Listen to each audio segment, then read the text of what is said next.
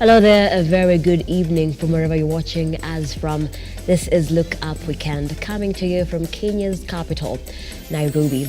I'm Nancy Lima. Our sign language interpreter is Felista Adundo. There's lots that we have prepared for you this evening. Before we get into all of that, here are our top stories.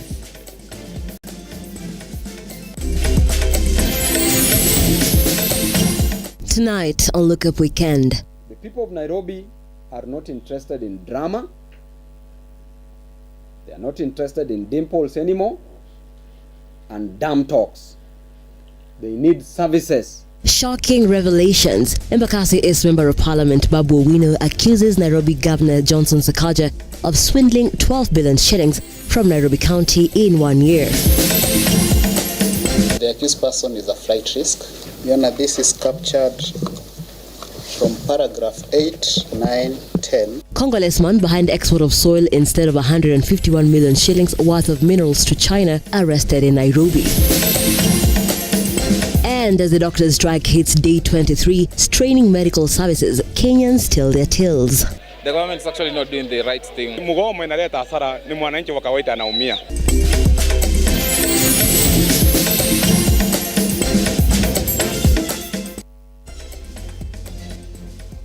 Once more, welcome to the broadcast. The hashtag is Lookup Weekend at Lookuptv on X, Lookuptv on Facebook, and Lookuptv on our YouTube channel. Let's begin. Embakasi East Member of Parliament Babu Owino wants Nairobi Governor Johnson Sakaja to be prosecuted for embezzlement of funds amounting to 12 billion shillings after a report by the Auditor General revealed misappropriation of funds in Nairobi County. Babu Owino insists that Governor Sakaja must explain how the funds allocated from the county government have been used during his nearly 2 years of leadership. Stanley Lugaria with more.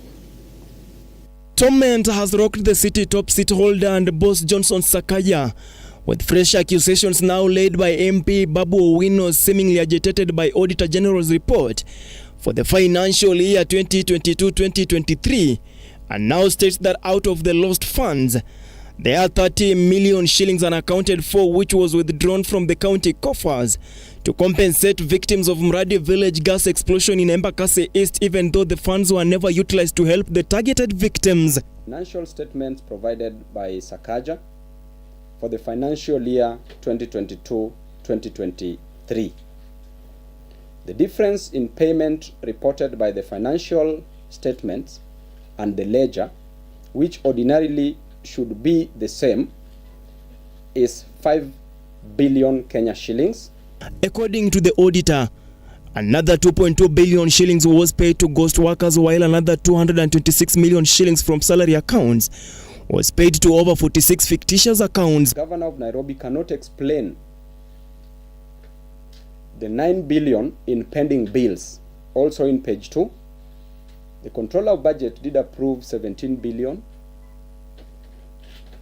Out of the 17 billion, the Governor only paid 8 billion as pending bills, but 9 billion is lost. The report also states that another whopping 30 million shillings was paid to advocate for alleged threat to pay pensions, while another 20 million shillings was paid to law firm for miscellaneous case.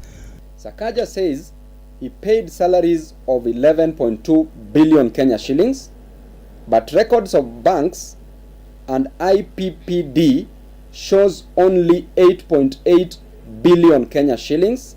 Hence, 2.2 billion Kenya shillings was paid to ghost workers.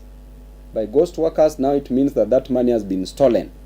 Owino also listed another questionable payment where 11 advocates owed 10.1 billion shillings and 11 further advocates being owed 10.8 billion shillings. 772 million shillings were used to purchase 27 county tipper lorries used to collect garbage, while a whopping 67 million was paid to a county attorney for not shortlisting a traffic marshal in Nairobi. General report. Part D of it says that balances of 561 million in 43 bank accounts not supported at all. As per Nancy Gathungu's report, Governor Sakaja's county paid 771.6 million shillings for county vehicles that were initially kept at 100 million shillings, raising further questions on loss of public funds. Additionally, 395 county employees were overpaid 300 million shillings, which is still unaccounted for during the year under review. The 50 million shillings was also paid to the Environment and Land Court to an existing case recorded being of 2018. Despite reporting to have spent 29.2 billion against a budget of 39.6 billion, the county committed additional 17.8 billion, meaning it spent a total of 47.1 billion, which is 7.5 billion shillings above the budget. Stanley Lugaria, Lookuptv. Health Cabinet Secretary Susan Nakhumicha has affirmed that she will not step down despite mounting pressure from various leaders in the country urging her to do so, amidst the ongoing doctors' strike now on its 23rd day. Addressing journalists during a one-day visit to Butere constituency in Shiatala region, Nakhumicha stated that discussions between the government and doctors' union leaders are in progress, with some of the demands being addressed by the government. Brian Mwai with the report. As the doctor strike enters its 23rd day today, the situation in hospitals is calling for re-evaluation of the decisions made by both the government and the doctors' union. Nakhumicha says she will not resign, despite calls from leaders to do so, claiming she has failed in her docket. Mimi niko kazini, I'm working, you know, and I know what I'm doing. So for me, I'll keep working, because this government has a plan on matters healthcare. And when you look at the trajectory that the ministry has taken, we are on the right trajectory. We already have new laws in place. We have the level 1 of services already in place, except for this health worker issue that has coming. But I find it as a break for us to stop and look at how we were moving, where there are places that we need to correct. So this is an opportunity to correct what we are doing. So me niko kazi, if anything was to happen, then it can happen, but I am at work. The other issue is that our waziri here, she's performing. The issue of an MP bringing a motion in Parliament to impeach our CS, we shall mobilize our MPs to resist. No one should use the excuse of a strike. A strike is a labor issue, is a labor matter, and the labor matter is being resolved. Don't target Nakhumicha using labor issues. The issue of impeachment was a funeral declaration, so we are waiting to see if that MP will bring in Parliament. But if he brings in Parliament, we know that our CS is working hard, and there's no way we are going to allow our fellow MPs to impeach her. In addition, Nakhumicha has stressed that the implementation of the agreement signed 7 years ago is the responsibility of the central government and the county government, and the central government is ready to perform its duty in ending the strike. So for me, is to call upon them that they come to the negotiating table so that we finalize.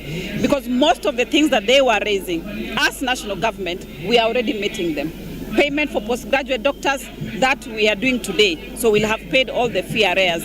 Posting of medical interns, that we are already doing. Now CBA basic salary balances, as national government, we have actually exceeded what they were asking for. We are waiting for county governments to meet their end of the bargain.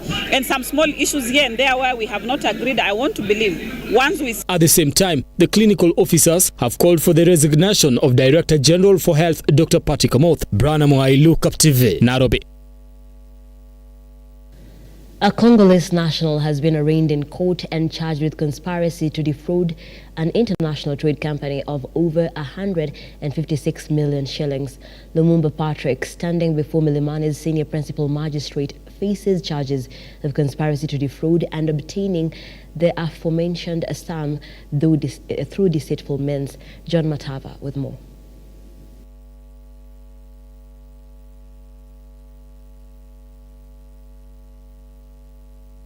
The initial charge against Lumumba Patrick involves allegations of collaborating with accomplices to unlawfully obtain 156 million Kenyan shillings from Ying Chen International Trade Company Limited, where he forcefully claimed he could sell 84 metric tons of tantalite minerals to the company. This person has a passport from the Democratic Republic of Congo.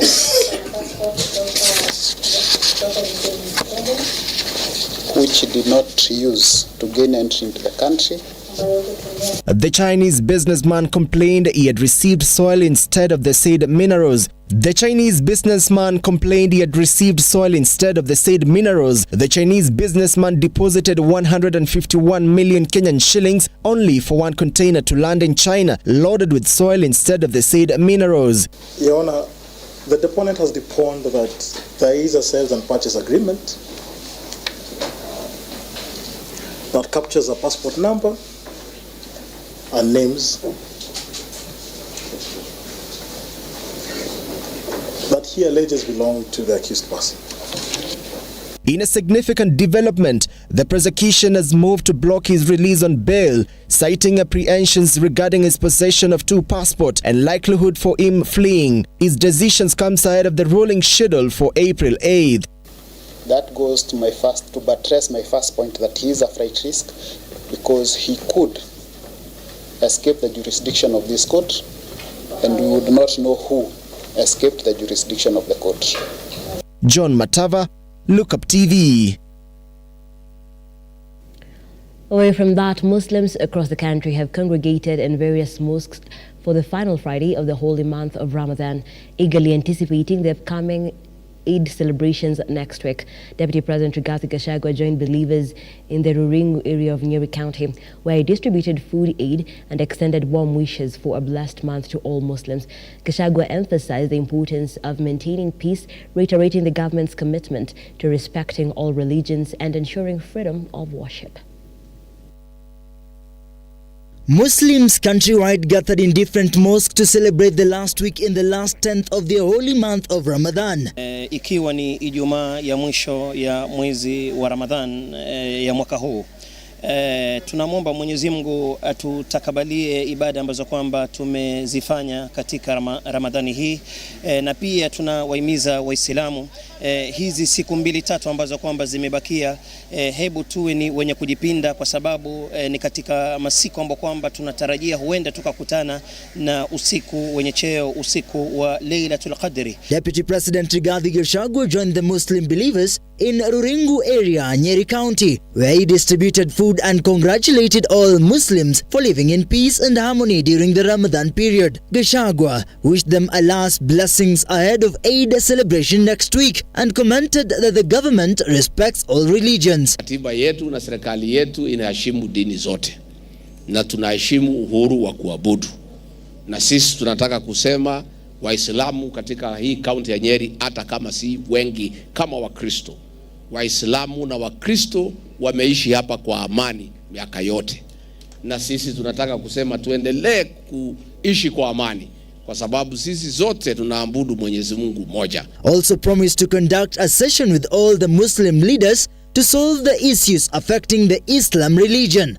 The DP thanked all the leaders of Nyeri County for maintaining peace. Dada zetu, ndugu zetu Waislamu, we wish you well. We pray God to give you a good Eid. Tunatakia nyinyi mema, tuko pamoja, na vile tumekubaliana viongozi watakuja niketi na hawa waniambie maneno yenu yote, yale tutaweza tutafanya, yale tutasuluhisha, na next year Mungu akipenda tutakuja sherehe hiyo ya iftar tukue pamoja. And staying there, Deputy President Rigathi Gachagua has reiterated his call for unity within the Mount Kenya region, particularly concerning political matters. Speaking at an event in Nyeri that brought together local leaders and Muslim faithfuls, Gachagua cautioned Mount Kenya leaders against getting involved in conflicts and divisive politics. Na hapa Nyeri wametia mimi heshima nikiwa kiongozi, nimetoka hapa kwa kuweka amani, na mimi nafurahia sana. Kwa hivyo wewe governor, muendelee kuunganisha watu wetu, ndio muweze kufaidika kwa hii serikali ya President William RUTO, ambaye ni rais wetu, ambaye anatupenda, na ambaye mimi ni msaidizi wake. Kupitia maombi yenu na kura yenu, mimi ni naibu wa rais, na mimi nataka niseme asante kwa watu ya Nyeri, na tutaendelea kufanyia nyinyi kazi, tutaendelea kuwa na bidii, na tutakaa tunarudi hapa nyumbani, kwa sababu wazungu wanasema charity begins at, tena wanasema east or west, home is. Kwa hivyo mimi from time to time nikizunguka narudi nyumbani, nikizunguka narudi nyumbani, kwa sababu at the end of it all sisi ni watoto hapa. Na mimi nataka niseme hakuna hongo itachukuliwa, hakuna mtu takubaliwa kutengeneza sumu akijifanya ni pombe ya kuua watoto wetu. Na hapo tumekanyagia hapo, na hii vita wengine walikuwa wanasema tutafanya wiki mbili tuchoke. Hii vita ni ya miaka 5. Mpaka tuende uchaguzi tutaendelea naye. Lakini ikiisha mbele tunawachana naye, si ndio? Hii vita itaendelea mpaka tutoe pombe haramu na madawa za kulevya kati ya watoto wetu. I will take a very short break here on the program. So much more on the other side. Don't go too far.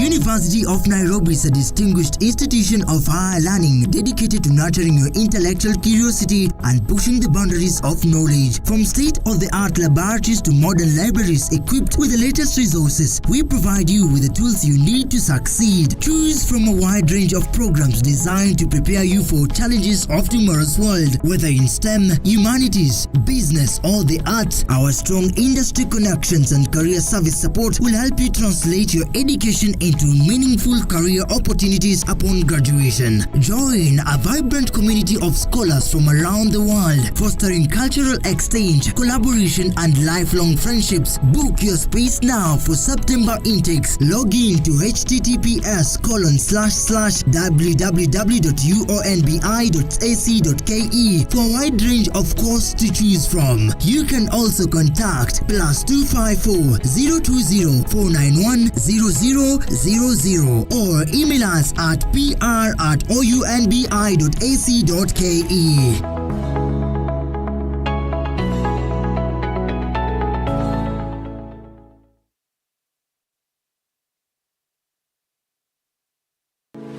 Did you know how Zinawi Real Estate have made families' dreams come true? We've already settled many families in Juja Gardens Phase 1 to 5. And now, introducing Juja Gardens Phase 6, right in the heart of Juja Farm, selling at an incredible 850k only. Secure your plot with just a 30% deposit per 8 of an acre, with all amenities ready and title deeds waiting for you. For more information, visit us at Gitwamba Plaza, 2nd floor, Ruiru Town, or call us at 0794 880000. Pata title uitwe bosi.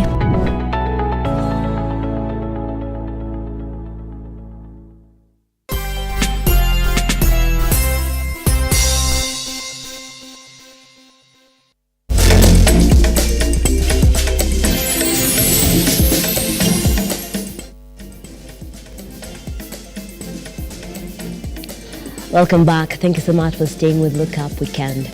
Today in our segment of Your Opinion Matters, our reporter Shamila Baraza hit the streets to gather thoughts on the ongoing doctors' strike that now enters its 23rd day. Take a look. A 2.4 billion offer to medical interns, doctors have vowed not to return to work until their grievances are fully addressed. Now, we are hitting the streets to get public sentiment about the ongoing strike. Let's hear what Kenyans have to say. Mimi kulingana na mambo ya mgomo ya madaktari, mimi naomba madaktari warudi kwa hospitali because watu wanaumia. Hii pesa wanataka wanaweza itisha hata wakiwa kwa hospitali na ikue na itimie, kuliko kutesa wananchi because hata wao wanakuwa wameandikwa si mshahara yao wanakula. Mimi nafikiria mshahara yenye wanakula wanapewa, lakini ile wanataka kuongezwa, wanaweza ongezwa hata wakiwa hospitali. Waache kuumiza wengine atujue mahitaji yao. Actually seen with the government is actually not doing the right thing, because if you look at this department that wanawanyima pesa, the Department of Health, these are the people who guided us throughout the COVID era, through the pandemic era. These are the people. Unajua wanasemanga mkono lazima urudishiwe haki, usikuwe mkono birika sana. So if you can't respect the people who are actually giving life and taking care of us, NHIF tunasikia ifanyi, madaktari hawalipwi, but hatujaisikia MPs hawakosi kulipwa, hatujaisikia MPs hawajapata nini, but naonelea kwamba ni vyema madaktari wapatiwe haki yao, kwa sababu wanafanya kazi muhimu sana ya kuokoa maisha ya watu. To be honest, I think the government should sort these issues about the daktaris, because to be honest, like daktari ukienda uangalie kila mahali, hao ndio watatusaidia. Even the lowest person mwenye ako pale chini, ule mwenye hata income yote, daktari tu ndio anamsaidia. Kuna watu wako pale chini, ame give birth au maybe ako na mtoto mdogo, ako na shida, she doesn't have an NHIF, ana nini yote inaweza msaidia, maybe hata ana kazi yenye inampatia income.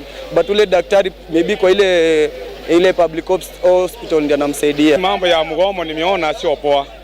Kwa sababu mgomo inaleta hasara, ni mwananchi wa kawaida anaumia.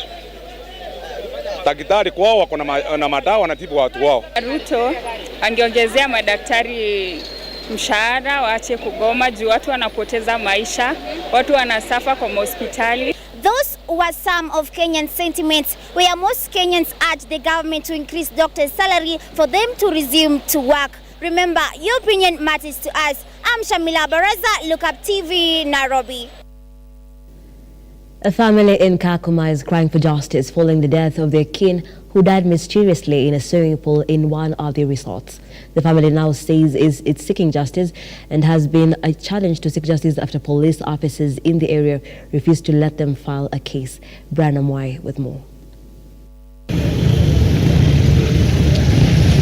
Kakuma, Turkana County. A family is in distress following the death of their kin who died under mysterious circumstances. The deceased is said to have come to this resort for recreation when he met his death while taking a dip in this pool. Nikasikia kitu kinanigonga kwa chini kwa mguu hivi. Nikafikiria labda ni mtu anapiga mbizi tu. Lakini kutaka kusogea tena nikasikia ni ya pili, ikabidi nishuke kwa maji kwenda kuangalia ni nini iko kwa maji. Na vile nilishuka chini kwa maji nikaona mwili. Kwa ndani sikujua ni nani, lakini kwa kuinua juu hivi nikaona ni Derek. Alikuwa anacheza boli ya good peana boli. Baadaye ndio nikaambia ati amekufa, na mwenye ameleta nguo zake na simu yake na viatu ameniambia kwa alikuwa anacheza boli kweli. Mimi ningeomba serikali.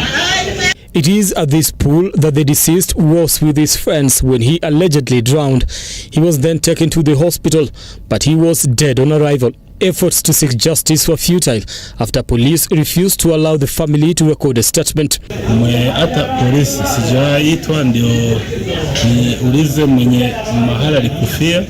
But now the county commissioner Timothy Maina now says the body of the deceased is at the Lodwar Referral Hospital mortuary as DCI takes over the case. The postmortem will be conducted to determine the cause of death, and also as we continue with the investigations so that we can be able to determine how to ascertain the cause of death. Brian Amwai, Lookuptv.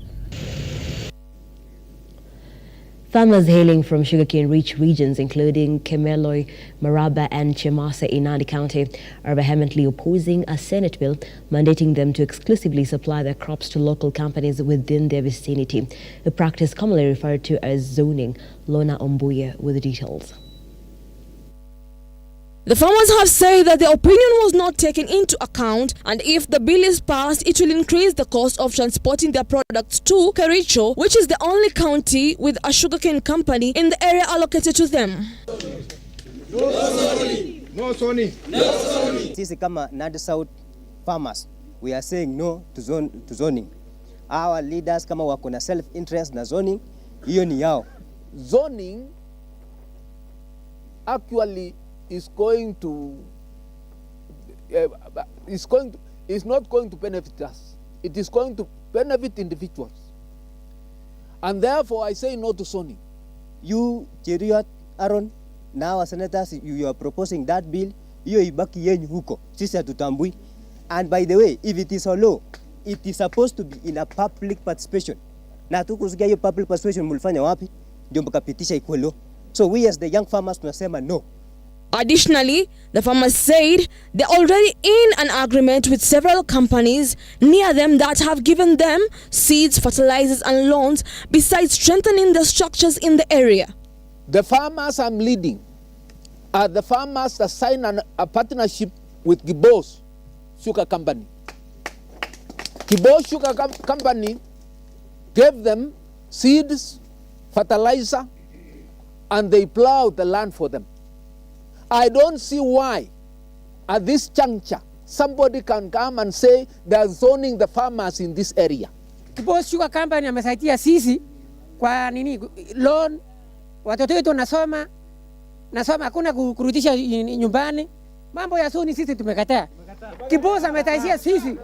Mtu ako na uhuru ya kuuza kila chochote ambacho ameinvest kwa soko ambaye anataka. Ukitaka kuuza ng'ombe yako, unaweza uza Kapsabet, unaweza uza Kisumu penye unataka. Vile vile kwa miwa, tunataka mkulima awe huru.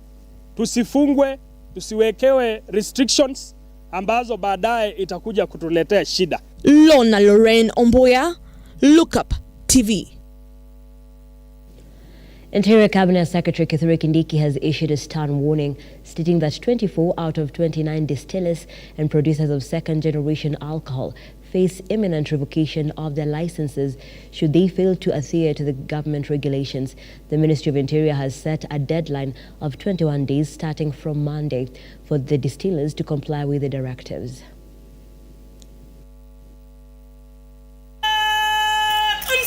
Revealing the outcome of the vetting of manufacturers and distillers of second-generation alcohol countrywide. After 29 companies had presented their names for the vetting, Interior and National Administration Cabinet Secretary Professor Kithure Kindiki said only 2 companies have qualified. All the relevant agencies have been directed to make sure that this operation and the measures are in place. So far, we've registered huge successes across the country, because part of the measures we also announced as government on that day was the closure of all unlicensed premises, because unlicensed premises don't require any procedure. Many of them have been shut down, local places and village places, including bars and other outlets which are next to schools and next to families and residential areas. This is after the vetting process was carried out by 8 agencies, including National Authority for the Campaign Against Alcohol and Drug Abuse (NACADA), Kenya Bureau of Standards (KEBS), Kenya Revenue Authority (KRA), and a counterfeit agency as well as Public Health Department, among others. The 2 entities found to be fully incompliant by all agencies and consequently are allowed to resume production are Kenya Nut Company Limited and UDV Kenya. Any premises involved in storage, such merchandise, is being destroyed so that we can destroy the capacity to manufacture evil. And also, we are also asking for forfeiture orders. The 24 suspended licenses until they fully comply with the directives and the regulations set by the government included 2 Customs distillers, Corobas Africa Products, Liniba Supplies Limited, Kedista Investment Limited, Yulijo Investment Limited, Platinum Distillers Limited, Ladan Distillers Kenya Limited, Agrochemicals and Food Processing Company, Keroche Breweries Limited, and Mamboleo Distillers. Aaron Kenyamasio, Lookup TV. The recent killing of a 16-year-old Form 3 girl by bandits has sparked outrage from Isiolo women peace caucus. The tragic incident unfolded when armed bandits attacked a moving bus along the Isiolo-Meriti Road just 4 days ago. This and more stories in our counter wrap. Led by Samburu Council of Elders Chairperson Joyce Nairisiae and human rights activist Anna Kasim, the women condoled with bereaved families and called upon the government to institute measures to tame the rising cases of insecurity in the region. Hasa tunakemea kama kina mama jambo ambalo lililotendeka kwa mtoto wa St. Paul. Tunapatia hiyo pole zetu kwa shule na mzazi wenye alikosa mtoto. Ninajua ni uchungu kutuma mtoto shule na badala ya tamu imeisha mtoto arudi unaletewa akiwa maiti. Kwa hivyo tunampatia mama mwenzetu pole na tunapatia security changamoto kwa sababu wamelala katika kazi. Hiyo njia ya Marti mbeleni ilikuwa inatumika ile nyingine ya kwenda pande Achas. Saizi hata hii pia imekuwa insecure. Elsewhere, Kilifi County government will from next month groundbreak the construction of a county headquarters. This is geared towards saving the county millions of shillings in renting office spaces. Sasa muone hapo mwezi mmoja ujao nitaanza kujenga county headquarters Kilifi. Tushatenga milioni 500 ya county headquarters. Wewe na jengo. Kiwanja cha mpira cha Kilifi kitaanza kujengwa miezi miwili ijayo. Kwa hivyo kama unakaa plot ya umma ambayo unajua ulijipatia kama mfanyakazi, wale tutahurumia ni raia ambaye alienda hapo sababu alikuwa na shida na hakuelewa kunaendelea nini. Wale ambao wamevunjiwa vibanda kule ambako tunajenga baba zalani watalipwa, pesa ziko za kulipa. In other news, Tourism and Wildlife Cabinet Secretary Dr. Alfred Mutua has announced that his department has set aside 20 million to construct a cultural and heritage site in Narok in an effort to expand the tourism industry. Tourism ni jambo la muhimu sana. Wananchi, watalii wanataka kuona hali ya utamaduni iko vipi. Hapa Narok hamna heritage na cultural center. Mimi nimeahidi ya kwamba nitatafuta shilingi milioni 20 kama seed money ya kwanza mpango wa kujenga heritage and cultural site ambapo watu watakuwa wanaenda hapo wanajua utamaduni wenu, hali yenu. Finally, the Kenya Union of Post-Primary Education Teachers (KUPPET) has rejected the reduction of retirement age for teachers. Instead, it wants the government to allocate 15 billion for teachers promotion. So that report needs to be looked into to ensure that these TSS are placed in the right position. On the issue of retirement age, which has been proposed and is being discussed in Parliament, we as the union, we are asking members of Parliament not to adjust the retirement age. Let it remain at the age of 60. Onesmus Msonya, Lookuptv. And a lot of sporting action will be coming your way right after this break.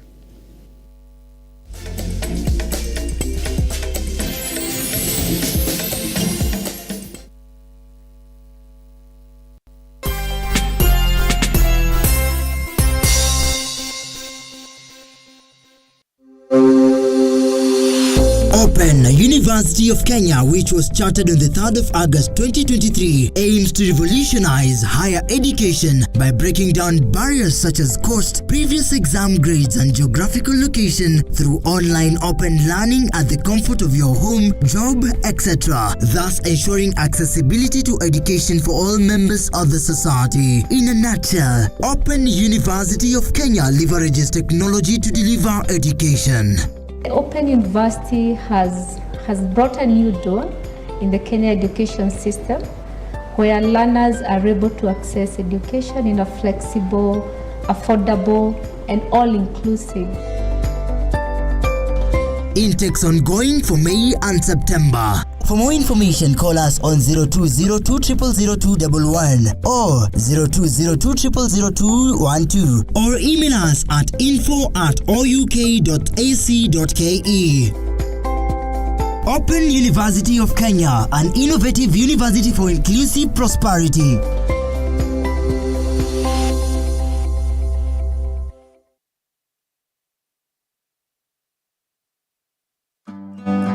Next on Ukulima ni Mali.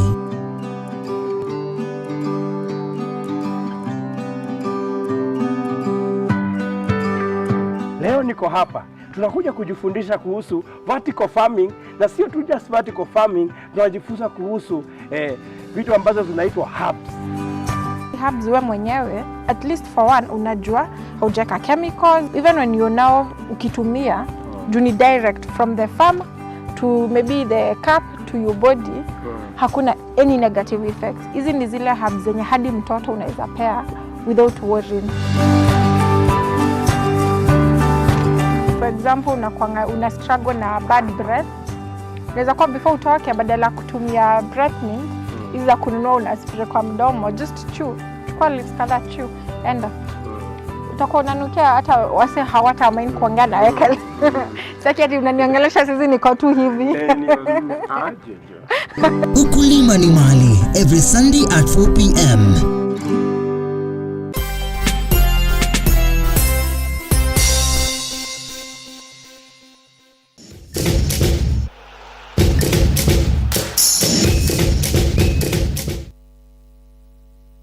Get sporty. The 2024 Paris Olympics is scheduled to begin in 4 months in Paris, France. Kenya has announced 11 athletes who will proudly represent the nation, with double marathon champion Eliud Kipchoge saying he's optimistic about achieving great success. With just 3 months remaining to the 2024 Paris Olympics in Paris, France in July, Athletics Kenya has named 11 contingents to present the country. 12 men and women comprise of double Olympic marathon champion Eliud Kipchoge and Olympic Games marathon silver medalist Brigid Kosgei, who are optimistic of claiming various medals at the 2024 Olympic Games in Paris, France. Speaking shortly after naming the team, Berlin and Ineos champion Eliud Kipchoge urged the 11 athletes, 6 women and 5 men, to work together to deliver medals for the country at the Paris Games that will be staged in August. We are happy to represent the country, to wear the flag again, and we actually practice the virtue of patriotism. All of us, we believe about teamwork. Personally, I believe about teamwork. And teamwork is the key, and trust is what will guide us. So I think we'll train where we are, but we'll be liaising, we'll actually be putting our minds Team Kenya. On her part, silver medalist Brigid Kosgei encouraged her fellow athletes that 4 months is enough for them to train and gain momentum ahead of the games.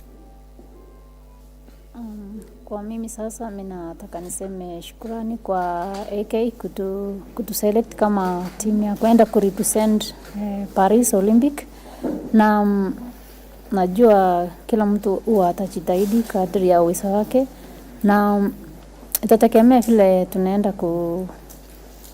kujitahidi kimazoezi, na lazima tulete gold katika ushiriki ya mbio. Athletics Kenya President Jack Tuwei said that the journey selecting the squad began way in November before narrowing the contingents the specified number. And it's always good to consult the people who will be who will actually be doing the running themselves. You see, with us we are administrators, then now the actual participants or the actual runners are here, and it's always good to coordinate and to consult. So that's where we were here today. The women category consists of the defending champion Perez Chepchirchir, silver medalist Brigid Kosgei, Rosemary Wanjiru, who emerged second in the Tokyo Marathon, Boston Marathon champion Helen Obiri, and 2019 world champion Ruth Chepngetich. Jacinta Womboi, Lookup TV. Rivalry will be renewed this weekend in the Kenya Cup finals between 3-time winners Kabras Sugar and KCB at the Kakamega Showgrounds. Jacinta Womboi with more.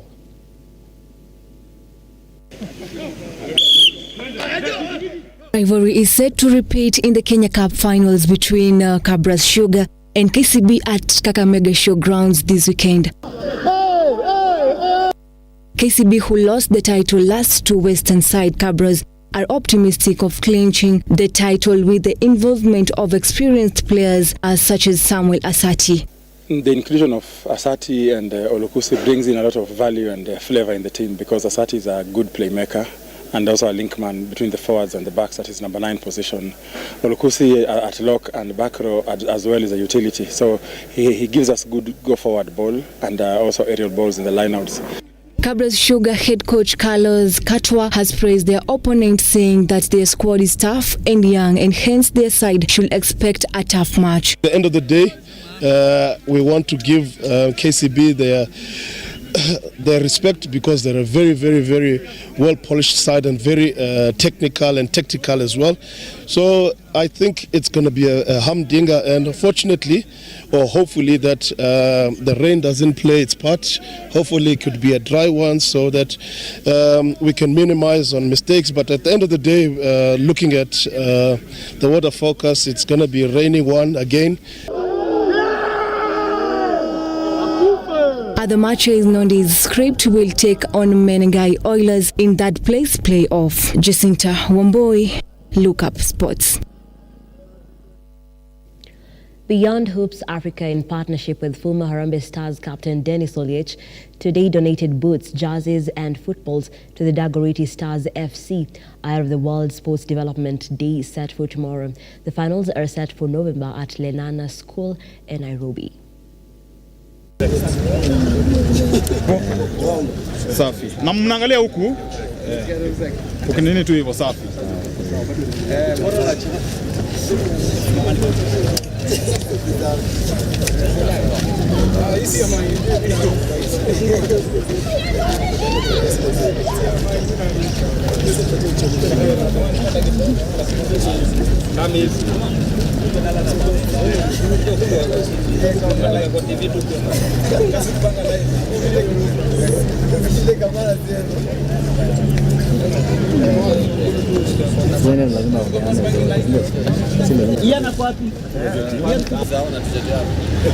Na tia bidii kwa mchezo wetu, kwa talenti yetu yenye Mungu ametupatia, na tunasema mimi ningeomba waendelee kutusupport na equipment. Hizo boots wametupatia, tumeshukuru. Na wakiingilia pia waweze kupatia vijana allowance kadogo, itatusaidia zaidi kwa sababu vijana wakitoka zoezi hawana kitu cha kukula. Kwa sababu siku zetu bwana tungepata mtu atupatia buti. Tungepata mtu atupatia mpira. Lakini sasa hawa nao wamekuwa na bahati kubwa kwa sababu kuna wenzetu ambao kutoka kwa nini ya mtaa waliweza kufanikiwa wakaenda mahali pengine na wameweza kukumbuka watu wetu, jamii yetu huko mtaani.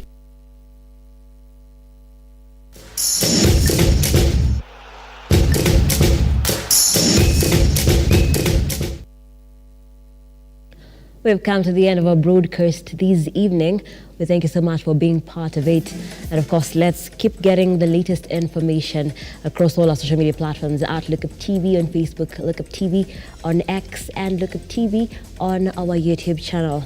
Our website is right there to keep you updated with stories that are making headlines within 47 counties and even beyond our borders.